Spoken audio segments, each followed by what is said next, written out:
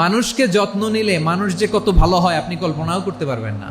মানুষকে নার্চারিং করলে, মানুষকে পলিশ করলে, মানুষকে গ্রুমিং করলে, মানুষকে সঠিক তারবিয়া দিলে মানুষ অনন্য হয়ে ওঠে। প্রতিটি মানুষ অনন্য। মানুষকে আল্লাহ তাআলা দিয়েছেন অসীম ক্ষমতা। মানুষ যা কল্পনা করতে পারে মানুষ তা করে দেখাতে পারে।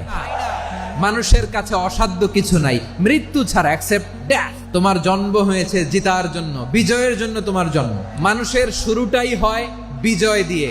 ওই 20 কোটি শুক্রাণুর প্রতিযোগিতায় সবাইরে পেছনে ফেলে সেদিন আমি সফল হয়েছিলাম, সেদিন আমি বিজয়ী হয়েছিলাম।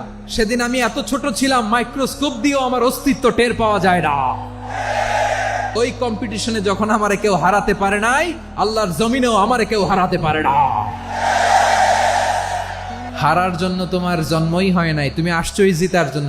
একটা কথা জীবনের সাথে সেট করে নিতে হবে, আমি জিতি নয় শিখি, আমি কখনো হারি না। মা বাবা যারা এসেছেন আপনার ছেলে মেয়ের যত্ন নেন। আপনার ছেলের মধ্যে যে কি পটেনশিয়াল আপনি জানেন না। আমার যে মা বোনেরা আছেন, ছেলে মেয়েদেরকে কখনো ছোট করে কথা বলবেন না। ও যে কোথায় যাবে আপনি জানেন না। আপনি মা হয়ে তাকে সাহস দিবেন, তার কল্পনার জগৎটাকে সাজাতে তাকে উৎসাহিত করবেন। ঠিক কিনা বলেন?